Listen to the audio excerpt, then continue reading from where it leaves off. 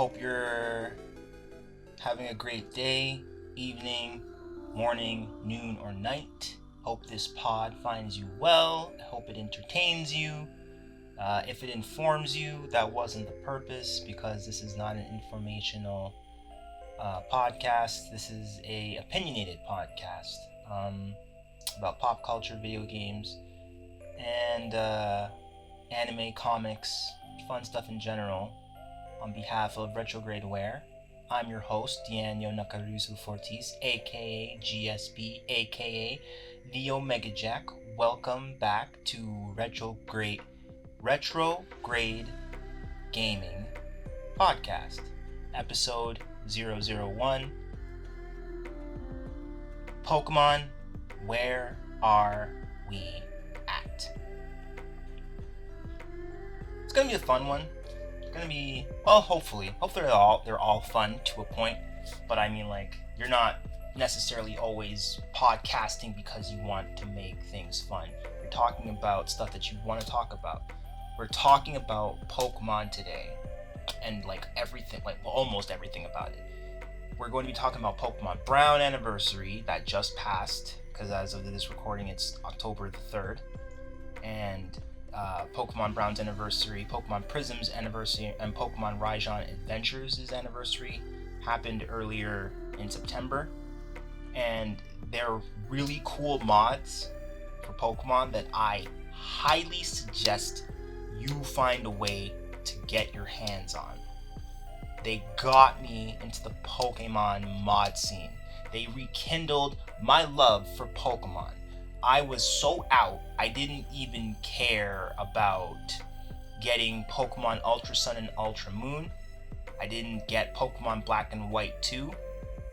I wanted to get a lot of things, but now we have things like Pokemon Wilds, and it has the potential to be the 2D Pokemon Legends, Arceus, and how that and Palworld can positively influence the Pokemon Company, Nintendo, and gaming RPG monster catching as a whole. Though it can be debated that Palworld may or may not do disastrous, dangerous things to the genre, as it could be helping it. But that is something that I'll leave for you guys up in the comment section, okay? So we're also going to be talking about Pokemon Legend Z. And what's confirmed is we've got Mega Evolution. We are going to renovate Lumiose City, some kind of, like, I think it looks like it's going to have a city builder aspect. Could also mean crafting. At the very least, there are, I mean, when I say crafting in terms of Pokemon Legends ZA versus Pokemon Legends Arceus, because there was crafting in that game because of you going back to the past, where technology isn't as plentiful. You just don't go buy Pokeballs, you have to make them yourself. And it's confirmed it makes sense to have gather resources as well as work in a Pokemon worker. Like, there's different avenues that they could attach to this, because in Pokemon Legends Arceus, you're a Pokemon researcher and you're a scouter, right? You're a surveyor, you work for the Survey Corps. But this one, like, would you be a surveyor, or could you be a scientist? Could you be a botanist? Could you be one of the first breeders? Who knows? There's also the technological aspect that was revealed in the initial trailer, because we've only got the one trailer to work off of from February on Pokemon Day. So that's kind of why, like, I've been kind of taking my time with coming back to the whole scene of, like, recording myself and talking about video games in general, because I wanted to see throughout the year if there was going to be more information, and they haven't done anything. Maybe not as modern as we could assume from the trailer, but it could be modern times, but then we might be rid of the crafting. Like, it doesn't necessarily have to be, the crafting doesn't have to be negated because of being set in modern times, but it would lessen the likelihood of crafting. I didn't go out of my way to buy Scarlet and Violet, and I could have, even at the time, but I didn't, because it wasn't really, like, interesting to me. Like, for me, the main characters have to set us, like, when I saw Brendan and I saw Crystal, like, I needed my protagonist to look like that every single time. So Scarlet and Violet's protagonists don't really do it for me in terms of that kind of thing. In terms of like enticing me to think of myself as a 10-year-old starting trainer over and again. Like a lot, like I bought Black and White, right? That's because those characters gave me that feeling. It makes me feel that way. Like I want to be them. I want to be a 10-year-old again, in their clothes, having my adventures in their region, kind of thing. Let me tell you guys about what Pokemon Brown and what Pokemon Prism, my favorite, and Pokemon Raijon Adventures are about. Pokemon Brown is a fan-made ROM hack of the original Pokemon Red version created by ROM hacker known as Cool Boy Man. It was one of the earliest Pokemon ROM hacks, first released in 2004. Pokemon Brown offers a new adventure set in a custom region called Raijon, featuring new sorry, I don't know why the region like triggers me to say Johto all the time, but it does. Featuring new towns, trainers, and Pokemon not found in the original game. Key features of Pokemon Brown: new region, Raijon with over 60 new areas to explore, new Pokemon to introduce, 73 Pokemon from later generations as well as some Fakemon, fan-created Pokemon. Type modifications, add new types like sound and gas, providing a fresh gameplay experience. Updated graphics, incorporating graphical improvements over the original Pokemon Red with new sprites and color palettes. Side quests, offers various side quests including in obtaining special items and encountering rare Pokemon, of course. Compatibility, compatible with Pokemon Prism, a sequel ROM hack also created by Cool Boy Man, allowing for Pokemon trading between games. Game retains the core mechanics of Pokemon Red while enhancing it with custom elements, making it a unique experience for fans of classic Pokemon games looking for a nostalgic yet fresh adventure. And I could not recommend it enough if you are like bored and tired of a lot of other like Pokemon themed games that you know what games I don't talk about often enough, but I should. Pokemon Reborn, and there was another one. There was another Pokemon game that has a very what a lot of people had been chasing is a more adult themed Pokemon game. So Pokemon Reborn, surprisingly, as a fan game, doesn't even. It was like this is the interesting thing. That game is like sponsored by Gamefreak. Like they allow that game to exist. It has like real elements, like the entire variant Pokemon that we are now seeing in every generation, where we have a Pokemon that we know, like for example, Vulpix. We have we go to a new region. Darn it! What was generation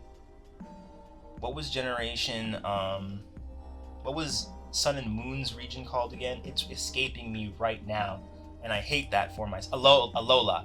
And I'm like, why is it hard when it's not supposed to be hard? Alolan, Vulpix being ice type, right? Cool. There's this thing in Pokemon Reborn called the Delta Pokemon, and they are spliced Pokemon that were genetically modified to be types that they were not supposed to be. For example, Charmander, Squirtle, and Bulbasaur have a genetic typing modification where Charmander is Ghost Dragon in full evolution as Charizard, and that's Delta Charmander, Delta Charmeleon, Delta Charizard. And then you have Delta Squirtle, who is Dark Fighting type because it's a ninja. It's like it plays into the entire idea of Teenage Mutant Ninja Turtles and the Squirtle Squad, and it looks amazing. Instead of water, it has the two tanks that are firing shurikens and Delta Blastoise. My favorite by far. Even though Delta Charizard is super sick, Ghost Dragon, so good of an idea. I'm a total but. This Delta Blastoise in Pokemon Reborn, that is genius. Come on. Launching Kunai. Let's go. Kunai is the Japanese word for ninja sword or flying knife. And it's like, why is that important? Because it's so, like, they look like, in the way that they drew it, they look like little spears. Hopefully I can just put it on the screen for you so that you can see it. Please post me, do it. Put this, like, people need to see Delta Blastoise. And Delta Bulbasaur and Ivysaur and Venusaur is fairy grass or fairy poison. Something like that. Because it's still a trifecta of, like, their secondary typings, I think, like, all counter their normal typing, their natural typings. So, like, it doesn't stop being good with Pokemon Brown, Pokemon Prism, and Pokemon Raijin Adventures. It's just the tip of the iceberg, and I would highly suggest you go check that out. But it just made me realize about thinking about variants of, like, what people wanted, or what did people, like, care about in terms of, like, before mods and modifications and Pal World showed up, and, like, what people wanted at the time and what they're getting now. And we feel like Pokemon is going down sometimes, especially before, like Generation 7, people weren't necessarily happy with Ultra Sun and Ultra Moon because it kind of went. It was really good for a lot of people who played it. I didn't get it. The Rainbow Rocket thing sounds really cool, sounds really sick of an idea. Just like Scarlet and Violet's post-game and, like, end game are really cool, but, like, to slog there, to get to that, like, it just, the rising action of getting to those points, I would like those rising actions to be as compelling as, like, a Pokemon Legends Arceus kind of game.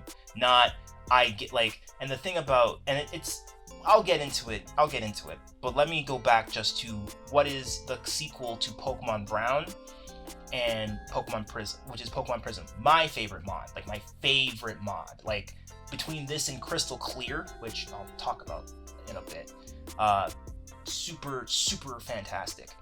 But Pokemon Prism is a fan-made ROM hack of Pokemon Crystal developed by ROM hacker named Cool Boy Man. Initially released as an alpha version in 2010, it quickly became known for its expansive world and complex gameplay elements.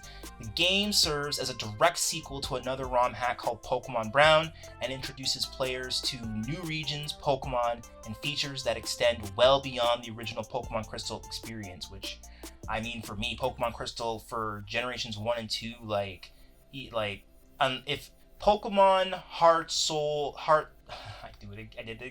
Heart Gold and Silver Soul were the games that Pokemon Scarlet and Violet finally beat, there is no way that Crystal Conclusions, or the Crystal Cranium, or the Crystal Mind, Crystal Minded, I don't even know what you would call Crystal, that game would have done, but how would you even go up from Heart Gold and Soul Silver? Like, isn't Heart Gold and Soul Silver basically just Crystal broken into pieces into Gold and Silver, so that it's in a better experience?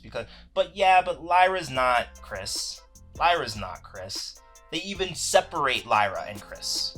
Like, Chris and Lyra are two different people in Pokemon EX Masters. And Pokemon EX Masters isn't canon, but it does, Ash has shown up, or what did they say? Like, Ash is another world Red, so Ash and Red have only met, like, in Pokemon EX Masters. And I think there's, like, some sort of timey-wimey dimensional jumping thing with that.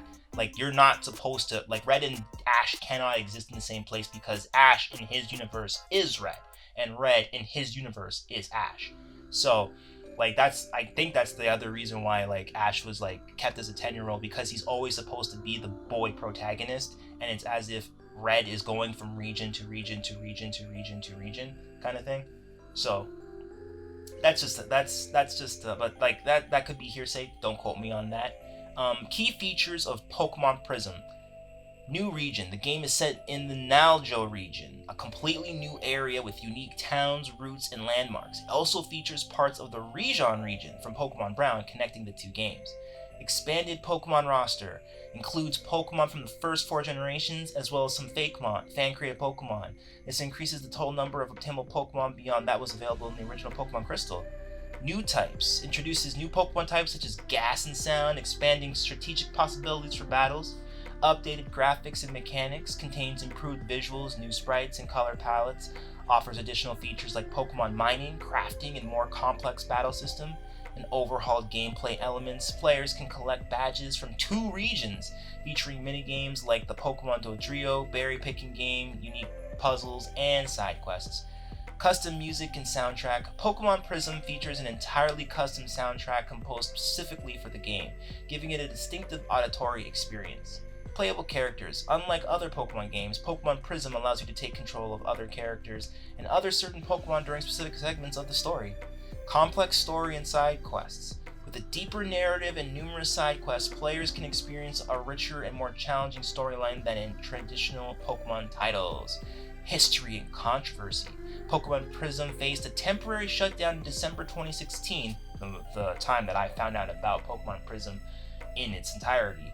And I had always heard about Pokemon Brown, knew it was like one of the more popular games, but I hadn't played it up until this decease in December 2016, due to a cease and desist order from Nintendo just before its planned release. However, the game was leaked and distributed by anonymous sources shortly after, allowing it to continue circulating within the Pokemon fan community.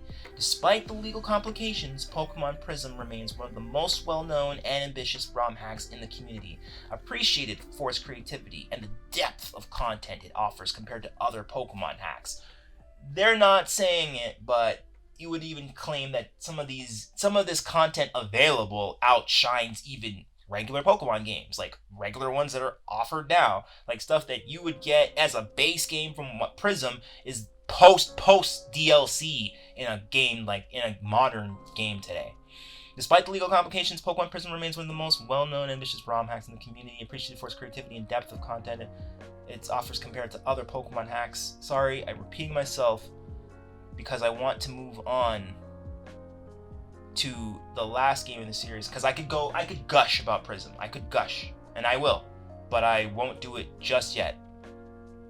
What I want to talk about next is Pokemon Raijin Adventures is a fan-made ROM hack of Pokemon Fire Red, created by the ROM hacker Cool Boy Man. It is a remake of his earlier hack, Pokemon Brown, and takes place in the fictional Raijin region. The game features enhanced graphics, a revamped storyline, a new gameplay elements, offering a more polished and expanded experience compared to the original Pokemon Brown. Key features of Pokemon Raijin Adventures include Region. The game is set in Raijin, a custom region that has its own unique cities, towns, and routes. Raijin is geographically linked to other fan-made regions like Naljo from Pokemon Prism. Expanded storyline. While the basic storyline and adventure are similar to Pokemon Brown, Raijin Adventures includes additional plot elements, character interactions, and side quests, adding more depth to the narrative. New and updated graphics. The game uses the Pokemon Fire Red engine, which allows for improved graphics, color palettes, and overall visual presentation compared to the original Pokemon Brown, which was built on Pokemon Red. New Pokemon and types. Raijin Adventures features Pokemon from later generations that weren't present in the original Red, Blue, Fire Red games, along with new types like Sound and Gas. Custom features. The game includes custom features like new moves, updated battle mechanics, and revamped sprites, which is part and parcel for this kind of thing, which made it feel more like a modernized version of the classic Pokemon experience. Additional content. The hack includes various additional content like hidden areas, extra dungeons, and special items that players can discover throughout their journey in Raijin. Gym challenges in Pokemon League. Players can challenge Raijin's unique gym leaders to earn gym badges and eventually take on the Raijin Pokemon League. History and purpose. Pokemon Raijin Adventures was developed by an enhanced remake of Pokemon Brown, intended to bring the original story and world of Raijin to a new generation of players using the improved engine and features of Pokemon Fire Red. The hack retains the nostalgic feel of the original while adding modern elements, making it a definitive version of the Raijin region for fans and Pokemon ROM hacks. Connectivity. While Pokemon Raijin Adventures does not have direct trading or connectivity with other games, it shares lore and world-building elements with Cool Boy Man's other hacks, particularly Pokemon Brown and Pokemon Prism, creating a shared universe that enhances the experiences for players familiar with all 3 games. Overall, Pokemon Raijin Adventures is regarded as a polished and content-rich ROM hack that honors its predecessor Pokemon Brown while providing a fresh experience for fans of Pokemon Fire Red style gameplay. It's fantastic, guys. Pokemon Brown and Pokemon Prism and Pokemon Raijin really opened the door for deeper involvement in a lot of the community for Pokemon modding. Like, these games, like these three games really, like Cool Boy Man really brought out a lot of people to think, I can do that too. And that's huge. I challenge everybody in the comment section to tell me what Pokemon mods and games and fan games they'd recommend. Obviously, Pokemon Uranium is one of those games that everyone's going to know about and mention. But I want to go into like why these three are your entry into Pokemon mods. Pokemon Prism is super cool in that you'll be in situations that seem familiar and your head, like I would not have believed like how creative someone could be making their own entire region of Gen 1 and 2, and they did it. Like, it feels really fresh. They have a Super Sentai reference. There's a lot going on in that game, and I don't know, like Cool Boy Man must have been working on the Raijin and Naljo regions for some time. It's very evident that he like really enjoyed like what those games did, like what the initial generations did, and how he wanted to improve upon that. But let's go into Pokemon Wilds. It's a potential 2D Pokemon Legends Arceus game that is a completely it's a survival based game, but the Pokemon they do attack you, and you can't instantly sick your Pokemon on them for like them to engage them before they try to engage you. But there is a sense of danger in the overworld because Pokemon will visually be angry and chase you down, and they will hold grudges and they will hold aggro for a long time. And it's too fun. It pushes the boundaries of what like fan games can do. It's really like I can easily see Pokemon Wilds becoming a sensation simply because people start making the connection that it can have servers and huge world, because every place in Pokemon Wilds is an island, a lot like Pokemon Wilds. It's kind of crazy how similar these games are. Like, it's really nuts to me that you get the whole crafting aspect. You make your own base, you make your own house, you make a fire, you use fire to smelt things, you use fire to make certain items. Like, you make other items so you can make more complex items, and you have to like harvest from the Pokemon certain things so that you can get certain things. Like, if you have like Pikachus can produce, as since they're electric types, they can produce magnets, and they can produce something else. I think it's something fur. I think it's fur. I can't remember. Like, all Pokemon, when they have their gender specific, or when they have a mate that can mate with them in Pokemon Wilds, like according to their egg group, which is like there's a lot of depth that's going on in Pokemon Wilds as well, because it respects the fact that it's called Pokemon Wilds, not just Monster Wilds, you know? Like, the creators behind it, I don't want to get into them because I don't want them to get stopped. Pokemon Prism, Pokemon Brown, and Pokemon Raijin are released fan games and mods, so I don't really want to I don't want to bring attention to the Pokemon Wilds team and get them shut down before they even really get going. But I have to commend them.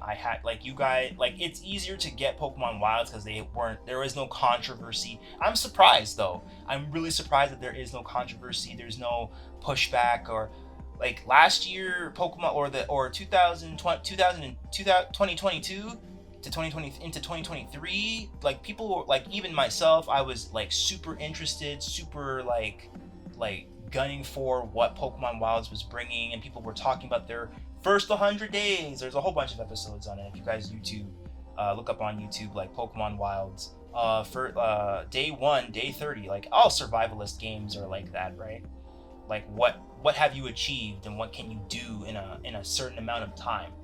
And I love the fact that I would never have imagined using the Pokemon Generation 1 and 2 assets mixed with some of the advanced assets, because they use the berry trees for the berry trees inside of Pokemon Wilds, which is smart. It's very wise. It's always good, kids, to reuse assets as you see fit. If you see that it doesn't make sense to go and try and make your own, but they also did make all of their own custom, good-looking Pokemon overworld sprites, and it's so good. I'm so glad that the community works together to make these things happen, because if they didn't work together, man, some of these releases would be lackluster.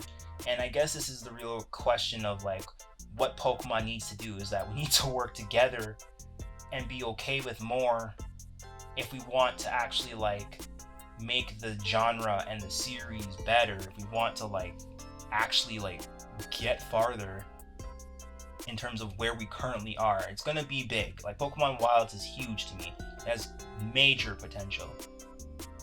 Okay, so speaking of Pokemon Legends 2D, let's talk about Pokemon Legends ZA. So what's confirmed? Mega Evolution. We're staying in Lumiose City. We have a renovation mechanic coming at us, which could involve city building elements, gameplay speculation, crafting, resource gathering might fit into Legends ZA, into the Legends part, because as I said before, crafting is only a big part of Pokemon Legends Arceus, because there's a tiny wimey little aspect there where you, the main character, are already 15 and you are post the adventures of Pokemon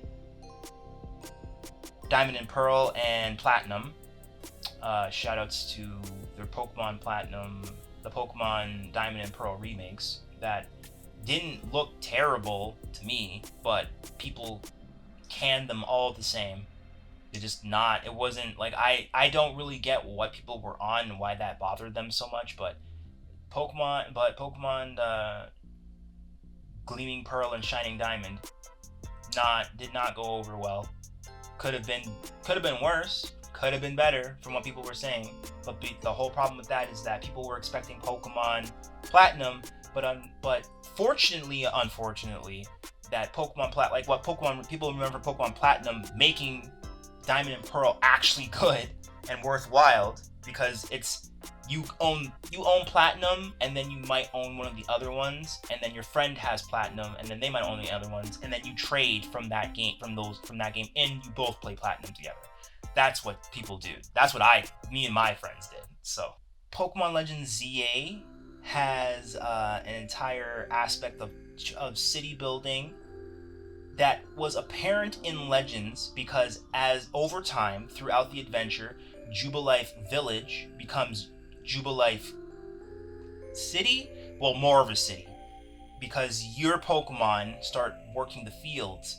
You start giving Pokemon away to people to make them feel better, to make them because in that world you're made very aware that Pokemon are dangerous, that Pokemon are not things that people want to be near, want to be around. Like, they're magical like in the anime, in the past, they were called magical creatures. They didn't have a designation of Pokemon. They were just different than animals. So people who were trainers were considered considerably powerful and resourceful to be able to tame and befriend them, and then use them as we understand them now of Pokemon battles and competition. People would use them to go to war. So before that, so they're ferocious creatures, and you have to avoid, dodge, make sure, like, there's a dodge roll in Pokemon Legends in Legends Arceus, and you have to like get out of the way of that tackle, get out of the way of that gust, get out of that way of that swift. If you get hit with it 3 times, you're out. You don't eat something, or you don't heal that up, you don't go for a rest. No, sir. You're going to Blackout City, and you're going hasta la vista, goodbye bye on some of your items because you were careless. And you should, and that's good. There should be penalties for being overzealous, just like how there are penalties in real life. As much as people want to like try and get away from the consequences of reality as much as they want to, those consequences make victory. Because without it, there would be no difference between every single moment that you are just living and existing and not suffering anyway, to you overcame something that was horrible and was going to be bad for you as a situation, ultimately turns out to be a good thing. It's one of those moments, like you get swarmed by a bunch of non-fan, and then you catch them all. That feels good. Hopefully, because of the whole bringing that reality of we can tame them, we can befriend them, we can make peace with them, we can work with them, will create a situation in Pokemon Legends ZA where worker Pokemon insisting in construction with its techno-vibe setting of modernity and slightly retro world based on the trailer, giving fans a fresh take on the Pokemon universe. There's a potentiality where we can bridge the gap of what happened during the Great War and in that we saw in Pokemon X and Y, but a lot of people are saying or wondering or considering like what the depth is of Pokemon Legends ZA. Like everyone knows that Zygarde is going to be the titular, or like very like the lettering in the logo shows you that it's got the cellular like synthetic like cells of Zygarde in the Z, and then there's a strike within it from the Z into the A. So we don't know what the alpha Pokemon is. It could be anything like that. It could literally be anything. But the inclination is that it looks like a tree. It looks white, and that makes sense because white is black and white are hues, and they are absences of color. But Zygarde still has green, and there's still like a green hue. So there's like a connection and disconnection of what people are assuming the story could be about. It could be about the Great War from X and Y. This could be finally. I'm pretty sure Pokemon Legends ZA is basically what we were going to get in terms of Pokemon Legends. Pokemon Z version. Like they were going to make a third version for X and Y, and they were going to make Z, and it's even in the Pokemon anime called Pokemon XYZ. And there's a whole thing with Zygarde in there. So we missed that story beat and element. But since Legends Arceus proved that we can really like make a single player campaign adventure that really bolsters on being a serious, like it's fun the whole way through. Like unlike Scarlet and Violet, the Legends games strike me as games that will be fun all the way through because they will be taking tonal efforts of being more serious and having more on the line, but it doesn't pay at the same time to try and alienate kids from wanting to play a Pokemon game, right? So they're still going to have, not hand-holdy, because like the hand-holding stopped, and when it stopped in Legends Arceus, it was done. Like you don't need to ask for any other questions. You just start doing. You just go craft. You go. The circle is complete. You just go and find more Pokemon. You fill up your Pokedex. You catch. Battle randoms, and you try and get to new areas and you find new Pokemon, and like all of that feels good. So there's not going to be a good enough reason to not try and recreate that same loop. But it's how they're going to do it in a semi-modern setting where we don't have computers yet, but we're not so far in the past, I think. Or is there there is the idea that we will be going into the future periodically, because there's a whole thing right now with Pokemon that is very emphatic of time travel. Legends Arceus is very like timey-wimey, like man, like beyond their like Scarlet and Violet's endgame, where the professor in each game creates an imagination machine, some sort of miracle machine. Either it creates Pokemon from your imagination, or it goes back in time from what information we have now and reconstructs what we assume prehistoric Pokemon may or may not look like. We don't know. We're not sure. We still don't have a true designation of what the Pokemon Scarlet and Violet, like Savage versus Future or Mirai, Japanese word for future is Mirai, Pokemon. We don't have a designation where like people, paradoxes? They were called people have been calling them paradox Pokemon, but that's not what they're actually called.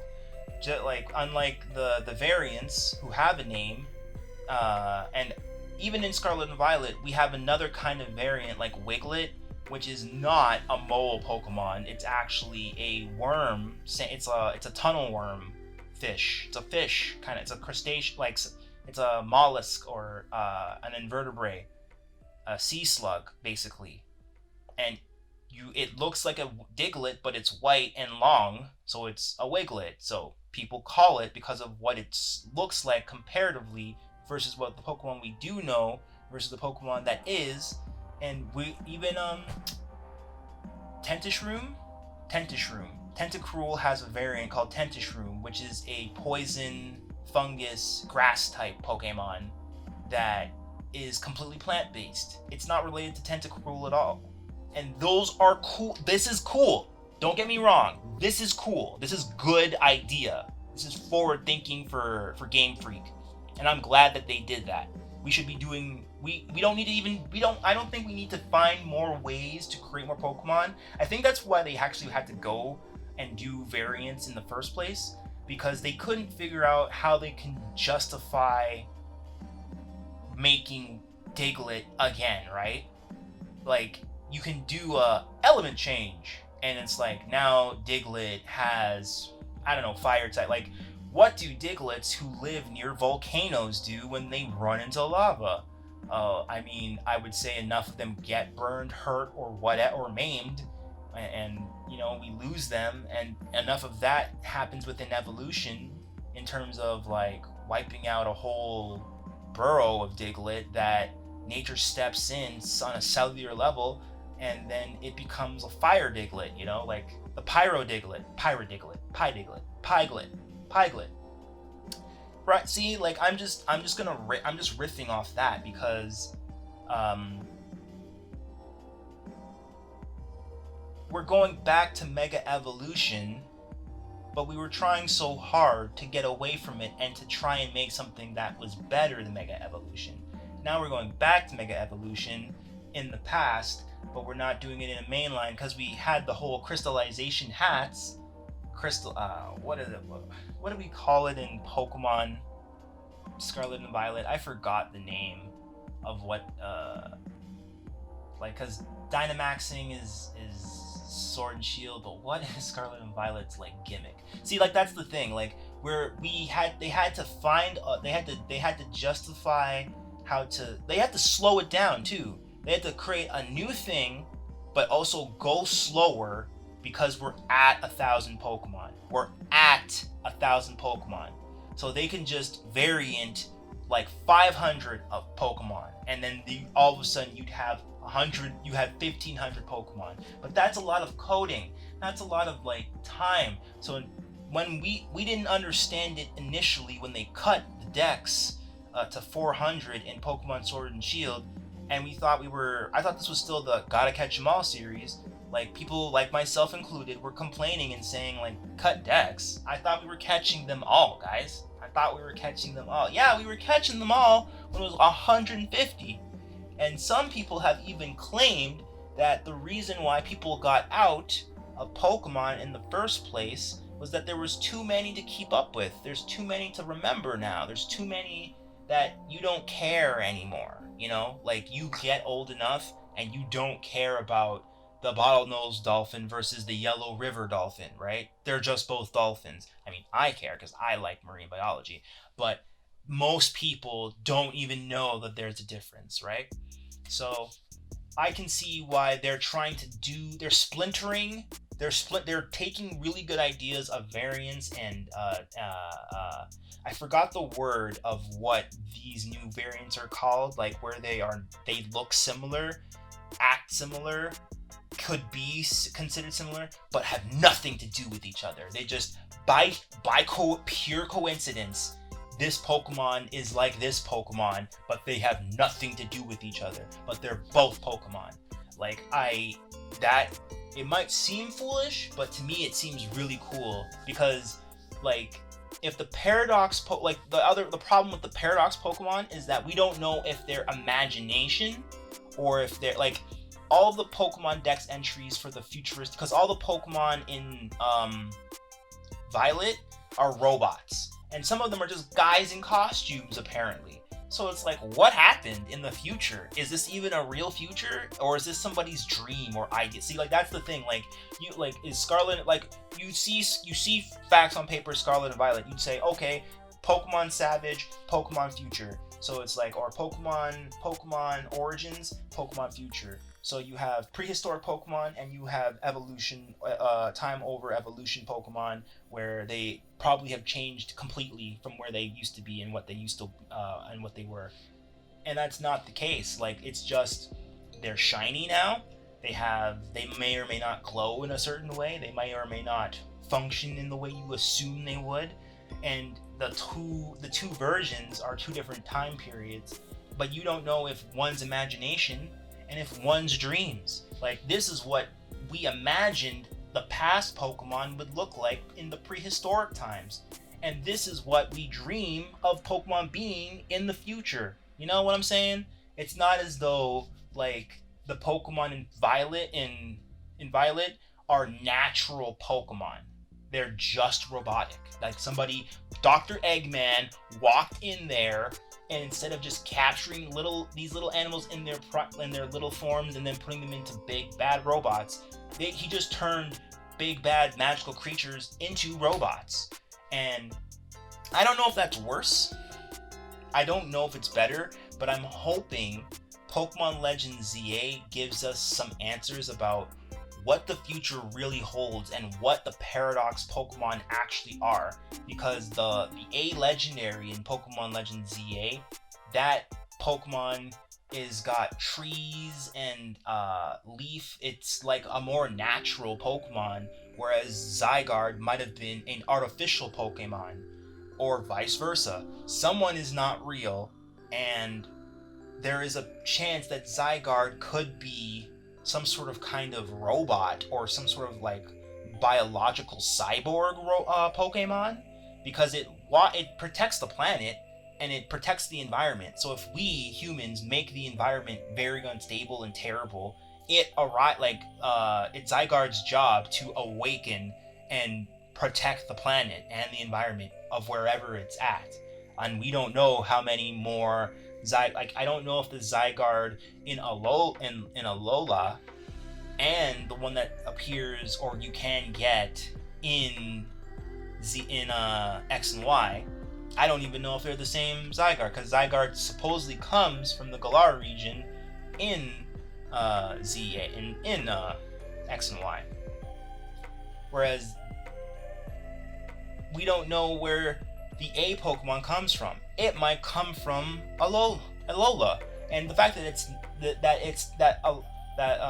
Alola reading starts with an A could be a huge indication of what that Pokemon is. Could be a tree, could be, like, I don't know. There's theories about it being related to Yggdrasil, and then there's also the whole Pokemon Black and White, Black City versus White Forest. Whereas we have the Zygarde's true form is like some sort of mecha Pokemon that looks like a robot, and this Pokemon A, like, its true form might just, like, it could be something that's robotic that turns into a tree, because there's just so much juxtaposition that you could suggest pretty much anything and you could come to some kind of conclusion. Like, it's like, oh, I was right when they do the next trailer. But I wanted to do it because I wanted to podcast out some of my thoughts and what I'm hearing and what I'm feeling. I'm looking at the A Pokemon as it's an attribute of something natural, whereas Zygarde is artificial, and their clash is why the Z in the King in X and Y, he was the king and fired an doomsday weapon that either takes all of Yveltal's energy and steals everyone else's, steals all the Pokemon from the opposing side's life, just trying to end the war because he has a Floette. And the interesting thing about his Floette is that his is an eternal Floette, and his eternal Floette has like the ability to fire out, I think it's, or some sacred flower. It has power that's similar to Xerneas and Yveltal, because it's alive, but it has all the capabilities of what Yveltal exerts. So it has like, it should be dead, but it lives, kind of thing. And I think either the weapon triggers this, or I think he had his Eternal Floette was already an Eternal Floette. So there's like a whole, and there was supposed to be like a secret giveaway. Like there's data and everything. Like, you know, like how Mew is in the cartridge of all Pokemon games for Pokemon Red and Blue. You just have to know how to like trigger the battle sequence so that you can encounter Mew at Nugget Bridge. Like, it's just after you unlock a few things. Like, I think it's even before the 6th gym. So you can do that and you can get Mew. But I don't think there's a real way to get the Eternal Floette in Pokemon X and Y.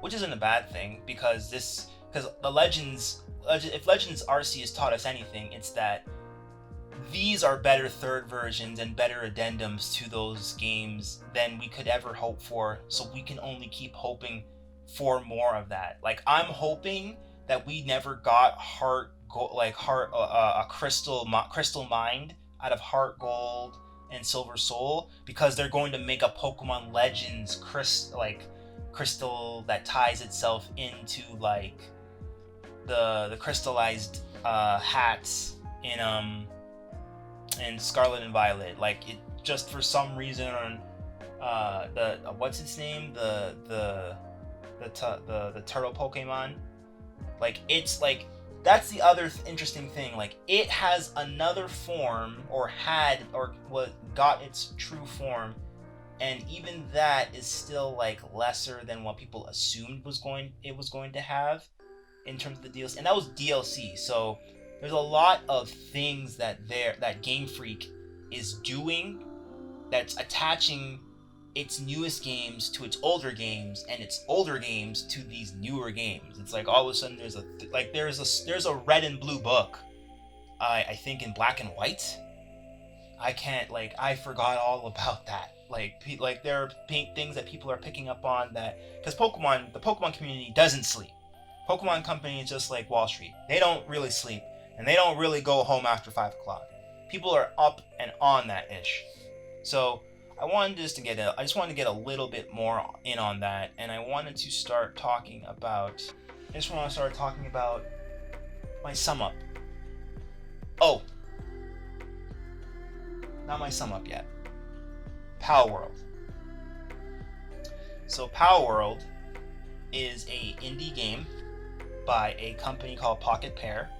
I recently just did a mini podcast about Power World and Pokemon. Nintendo is suing Power World on patents because Power World has real staying power. It is a problem. It is a problem for Pokemon. What the money that they would have gotten out of certain people, they cannot forcibly get out of anyone now. Because if people are content with getting an expansion in Power World and just buying the game once and then just getting a new expansion.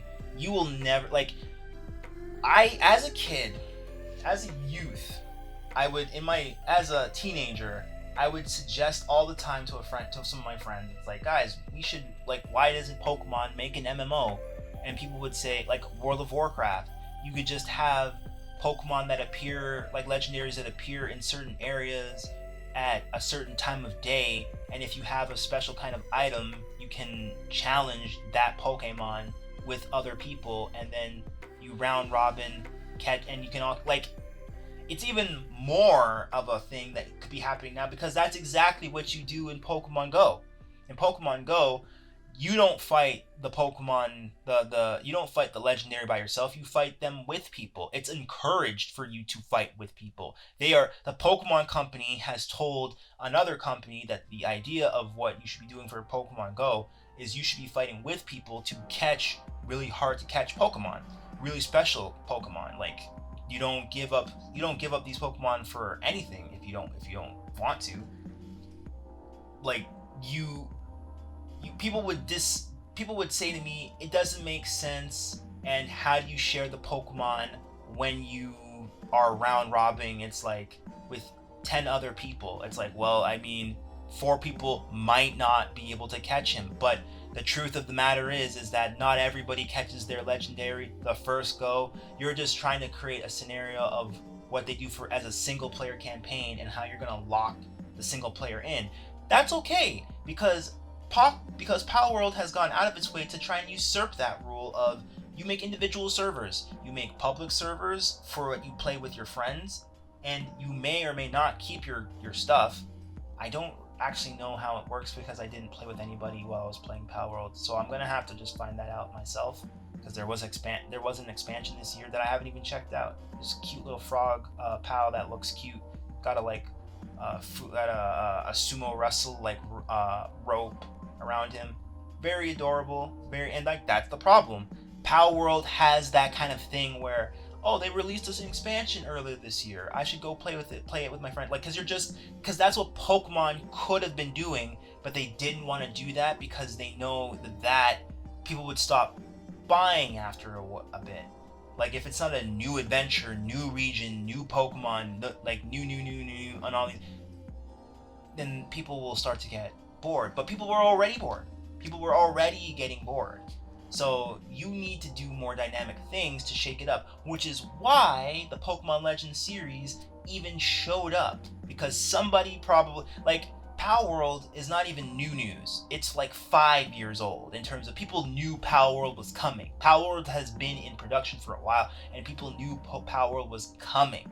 And only now, at the end of the year, when they were doing so well and have made the equivalent, don't check out that podcast, it's episode, it's 0.5 from here. It's like, just go back one and listen to that, because I tell you, like, 25 million sold in Pokemon in Power. 25 million copies on Steam alone sold. Scarlet and Violet already, like, sold that, like, it's only, sorry, I'm misspeaking. Power World sold like 24 million, and Scarlet and Violet sold like 25 million collectively, like, in the same, like, in more time. So Power World is obviously a thing that people will want, because it's 1, new, 2, not Nintendo, 3, not Gamefreak, 4, not traditional, 5, has guns, and 6, has aspects to Pokemon that Pokemon kind of touches on. For example, Power World talks about how you can eat pals. You can eat your pals. I have a friend who thinks that the perversion of Power World and perverting it is what people are after and like. And they're saying, like, is that good? Is it good that people can just pervert something pure and good that was meant for kids, and meant for, like, it may be scummy sometimes in its practice to get its money to keep itself afloat, but that's just business. It was a pure thing, but now people want it to be this, like, mature, disgusting, like, real world thing of violence. And is that right? And I would say no. I don't even agree with the fact that some of the pals look too much like Pokemon. Not cool, very not cool. But a lot of people have already said there's lots of other creature games that have monsters that Pokemon has copied from, that Pokemon made their interpretations from. So now Nintendo and the Pokemon Company are not attacking from the aspect of that, because they know that there's no case for them there, because it easily gets dicey when all of the monster collectathons, Yokai Watch, Metabots, Yu-Gi-Oh!, Dragon Quest, Shin Megami Tensei, Digimon, Robopon, all these companies, and all the reason I even brought up Metabots and Robopon is because that's, like, even LBX, Little Battlers Experience, collect all these little robotic guys, like, and obviously they don't look like, but, like, they could have a case between Digimon, because lots of Digimon look like armored little soldier guys who are like furballs or whatever, or some of the, like, Andromon looks like a human. Like, there's too many things, there's so many ways that we cannibalize the genre with this. So am I saying that I want Pocket Pair to get away scot-free? No. I would hope that they, like, I've already thought of, like, interesting things, like, why did they go with balls? Why not go with, like, pyramids? Like, there are more than a few things where two opposing sides can encapsulate and act like a trap. What I don't like is Nintendo saying that they can patent the idea of a trap device, like an instantaneous trapping device. Like, the whole reason Pokemon even works is that we just explained in the latest game, Legends Arceus, why Pokemon can do what they do. Pokemon have the ability, narratively, to control their size. That's why Dynamaxing and Gigantamaxing is even a thing. They allow us to make them bigger and larger than life, so that we can have kaiju battles. But I don't think that's the same case for Palmon. Like, Palmon are just known as, like, you can become, like, I guess some of the lore is some people became pals. Like, some people just even, like, there's a lot of stuff in Pokemon, in Pal World, of, like, people becoming pals, people marrying pals exhibiting human-like behaviors and whatnot. And these are things that are happening even in Pokemon, where those things were talked about or touched upon, and then Pal World took them to their extreme. Like, it's Pokemon Extreme. That's what Pal World is a lot of the time. Is that good? Not for Pokemon. And I'm hoping that this hash out happens and we find out what Nintendo and Pokemon think they can do, and what the courts tell them, no, you cannot say that this is yours and just yours, because then what about them, and what about them, and why didn't you go after them, like, that's the thing that's going to happen. And then I don't know if this case could get thrown out, but Nintendo has never been one to sue anyone that they didn't think they had reason, justifiable, and definitive that they were going to win. So I think we need to see what this happened, because as a species, we don't even act on anything before it's too late. It's always too late before we do anything. So it's not even a matter of lamenting that, oh, I don't want this to happen, I don't want Pocket Pair to lose, I like Power World, I hate Nintendo now. And it's not even of an instance of Nintendo with Nintendo purity. We need to protect the kids. It's time to protect children. It's time to protect innocence. And it's like there's room here for both, and we need to find it. And I don't like the idea of us trying to detract from the idea that Power World doesn't have to influence Pokemon in a negative way. It doesn't have to be like that. But they're gonna have to make some serious concessions on some of their design choices, maybe even. Like, some pals might have to get cut. Like there's a lot of Pokemon that got cut over the years that we are finding out now, even with things like the Giga Leak and whatnot. that we were never supposed to probably know. Like the Space World original version of Pokemon Gold had a whole bunch of ideas. Like there was a shark Pokemon before Sharpedo, and Sharpedo is one of my favorite Pokemon because sharks are one of my favorite animals because I love marine biology and I wanted to study sharks as a profession when I was a kid. So like it's interesting that it's interesting that Nintendo chose now, and I guess we're just gonna have to see how this affects things as it goes on, because other game, like for example, this is not suddenly like a Sony or Nintendo, like it's not, but Sony Sucker Punch just announced Ghosts of Samurai Japan 2, and we're doing another region in Japan, and it's in the same time frame as Assassin's Creed Shadows, which is the now Japanese in Japan era Assassin's Creed. I don't care about Assassin's Creed. Assassin's Creed is boring in comparison to what came before it. Prince of Persia is much more interesting of a series, and we could have done 10 more games of that, including Assassin's Creed Black Flag. Could you imagine us doing Prince of Persia Black Flag? Anyway, point. That game is getting Assassin's Creed is getting pushed because of that new announcement from Ghost. And if this new, and like people have been saying that, even Pocket Pair has said that this lawsuit's going to take them away from what they should be doing, which is focusing on making the game. And since they won't be focusing on making the game, they have to be preparing for legality issues and maybe even changes to their what did we call it? Their yearly plans, like how they're going to proceed, their timeline. So, and ultimately, like back to Nintendo and Gamefreak, if this affects Pokemon Legends ZA's release next year in February, what was it? Next year February they were saying, like that's a problem for me. Like I can't afford nothing else, but you better believe a new Pokemon Legends game with the same gameplay type as Arceus is coming out? Nah, brother. Nah, that gotta get copped. First day! Have to! You kidding me?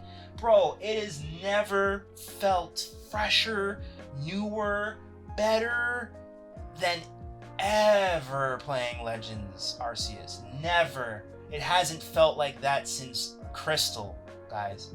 It hasn't felt like that since Gen 1 for some of us. And like, if I feel that way about Legends, imagine what people are feeling about Power World. I immediately, the reason why I'm not more on the purity side of Nintendo is because I got it. I instantly understood why Power World was going to succeed and get money. I knew exactly why they were going to win. I saw it. I was like, oh god, this just puts it into perspective completely that Pokemon Legends Arceus is too late.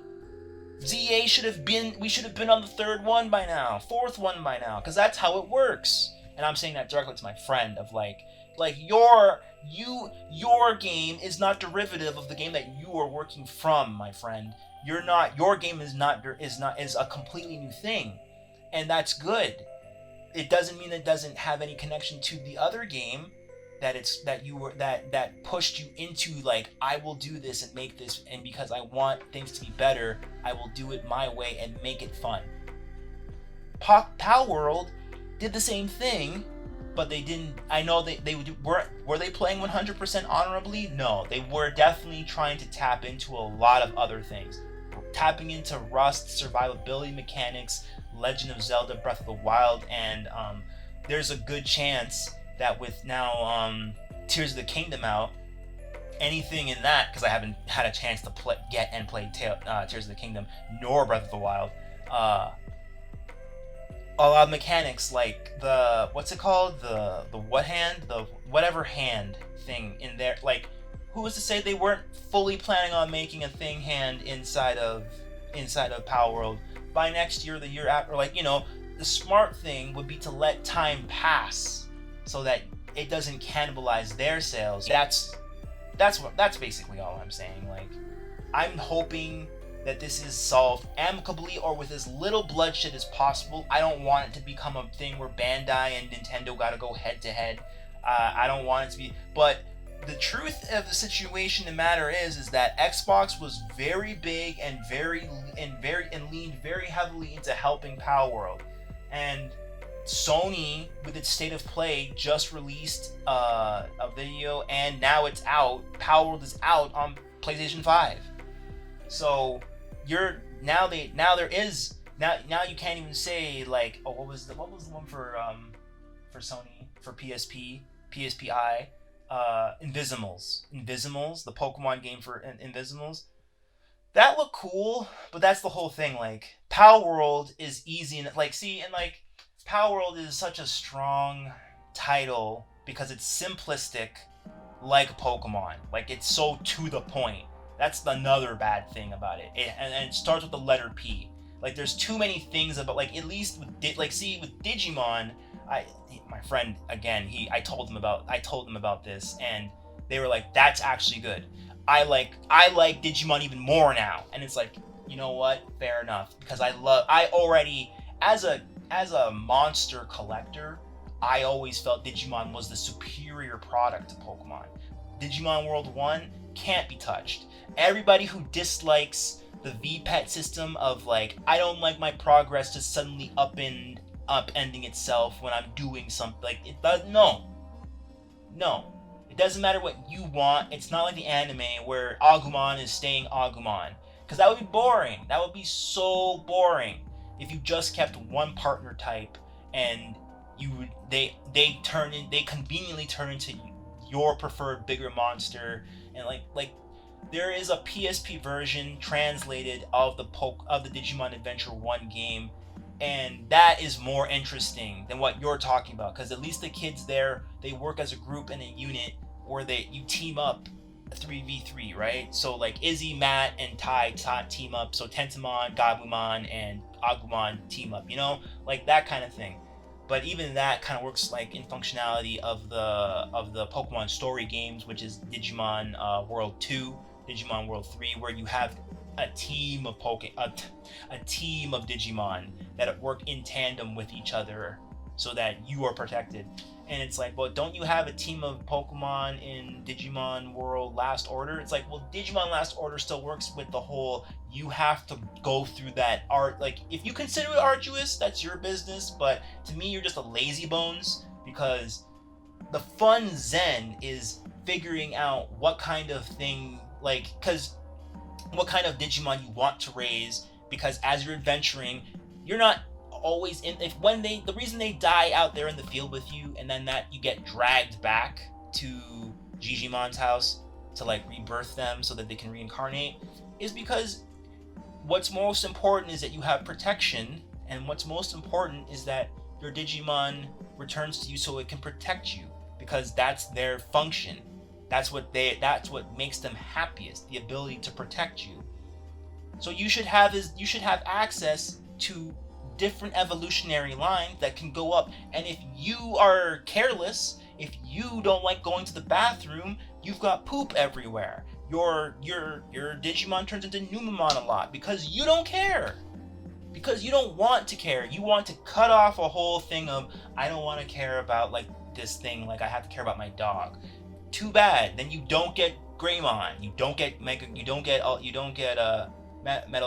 You don't get War Greymon. You don't get Omnimon.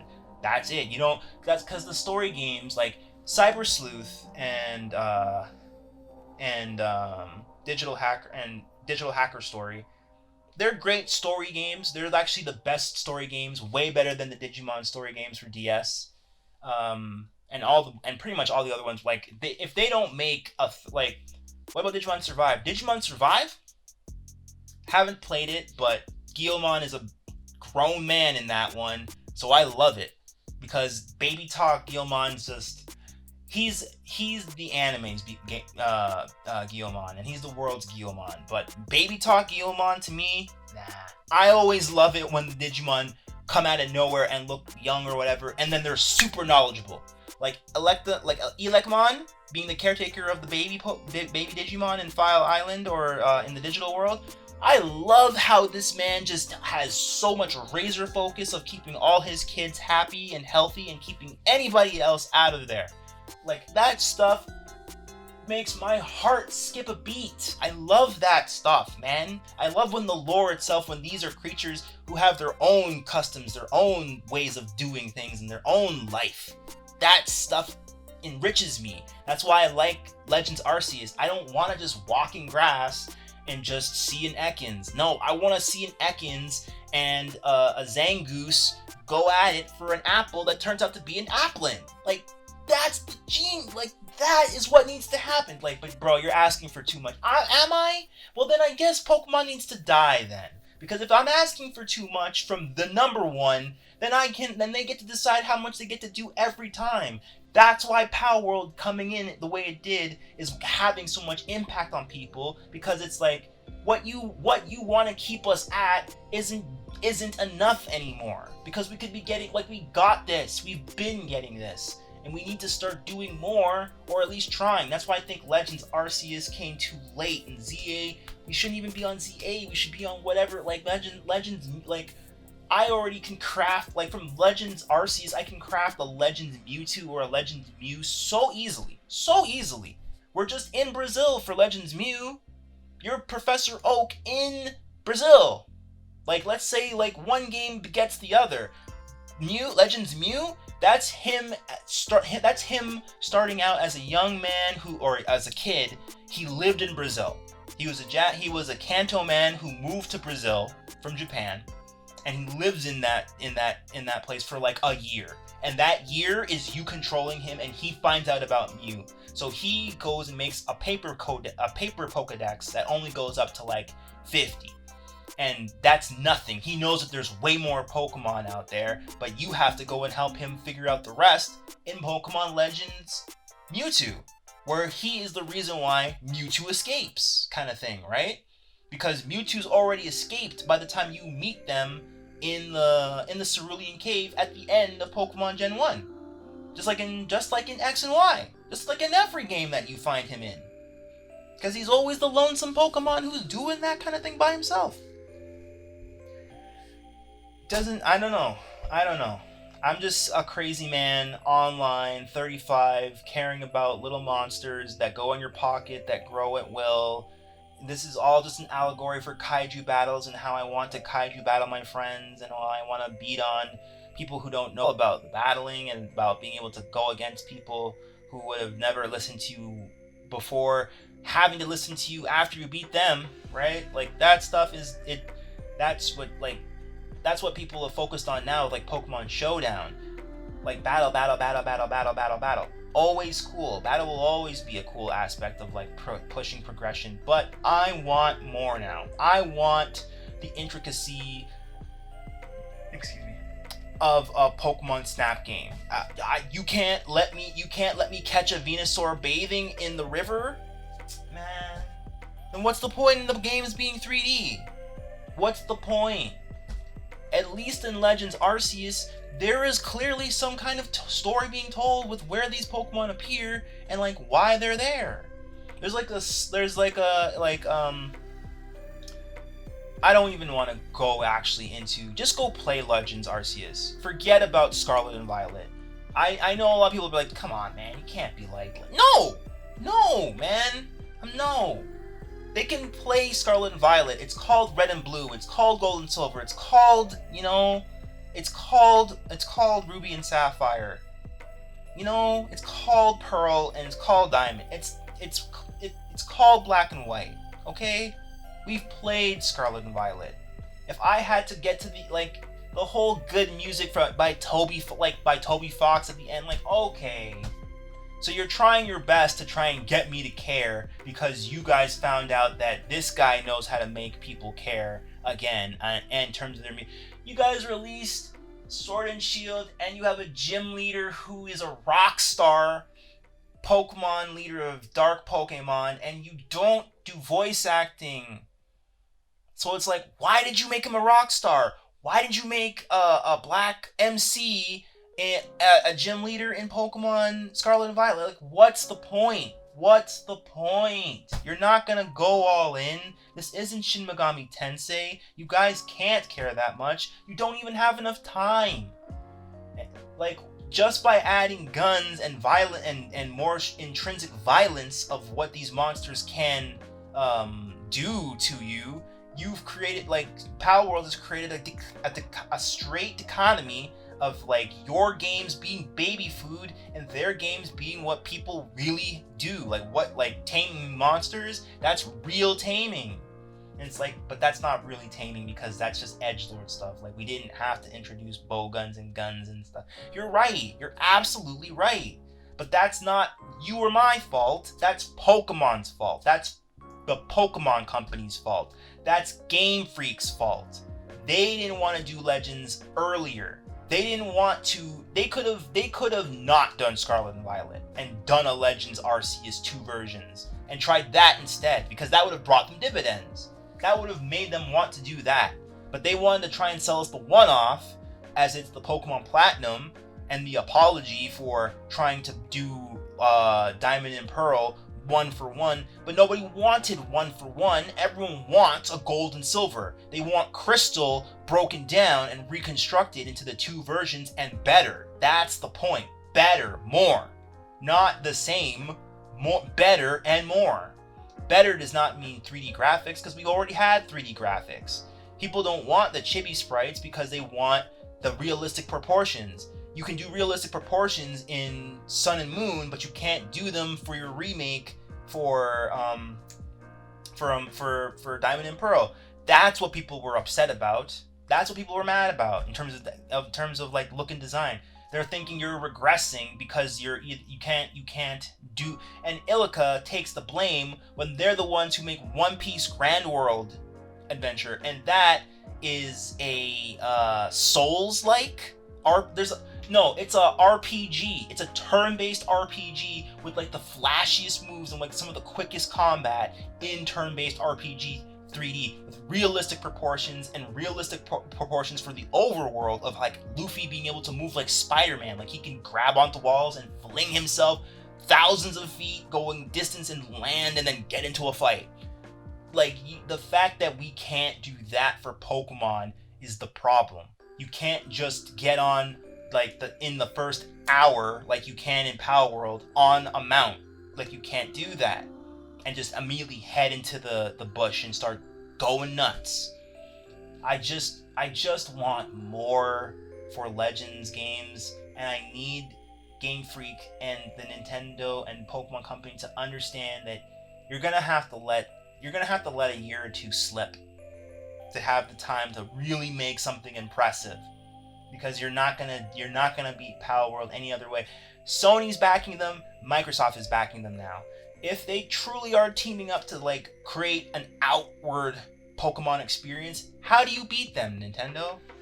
Would you really bleed out your company for this? I hope not, but we'll see. We'll see what you guys are really out about and on by the time this is all done. Anyway, I want you guys to like, favorite, comment, and subscribe if you've enjoyed so far, if you've enjoyed my takes, if you've had any fun of whatsoever. If you have some things that you think that I'm way off base on, comment below and tell me to shut up and that I'm an idiot. Tell me these things. Tell me. I need to know, so that when we approach the Pokemon topic again, when it releases or just before, the information that has passed, because I don't plan on talking about this again. I don't plan on, because the Pokemon Brown, Prism, and Raijin Adventures games, that 15-year anniversary, that only happens once in a lifetime, right? So, and since we don't go back and redo things in Pokemon anyway, like, I might not talk about this until Legend ZA or this case is solved. So, tell me how you feel now, and forever hold your peace, because if I'm right about anything, I'm gonna come back here and I'm gonna shove it in your face at every. Thank you for joining me on Retrograde Wear Gaming. I am your host, Dianu Nakarizu Fortis, aka GSP, aka the Omega Jack. I love you. Have a great day, morning, noon, and night. I will see you again very soon, right here on Retrograde. See you next time.